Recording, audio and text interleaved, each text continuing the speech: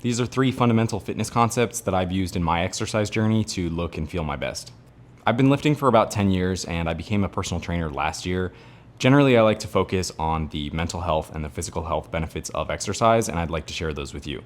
I actually learned this first concept back when I was a sophomore in high school in my weight training class, and that is about muscle imbalances.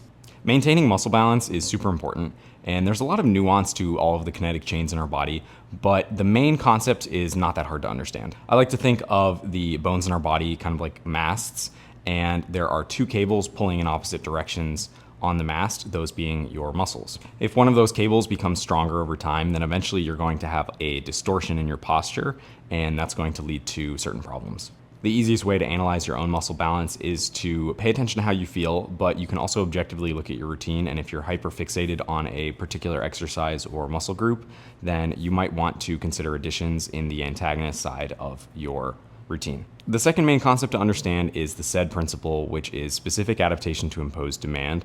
And all this boils down to really is progressive overload.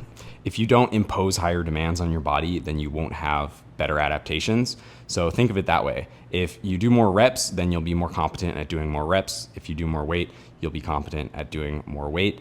And there's all of these variables and things in between, but generally you want to make your workouts harder over time. The third concept that I always adhere to is to pay deliberate attention to how I feel when I'm at the gym. A lot of people chalk this up to simply the mind-muscle connection, and I do think that that is a real benefit, but I'm referring to this understanding of your body day in and day out, which comes from the deliberate attention that you might pay at the gym. If you're focused on how you feel at the gym, then not only are you understanding where you might have a muscle imbalance, or you get the mind-muscle connection benefits as well, but you'll also be able to potentially index on how you feel throughout the rest of the day. I know for me, when I go to the gym, I'm able to clear my head, and I like to sort of refer back to that state at times throughout my day. And I think that that's one of the biggest benefits that people can get from going to the gym, but you do have to pay attention to it. Try when you go to the gym, don't just do your routine and let your mind ruminate.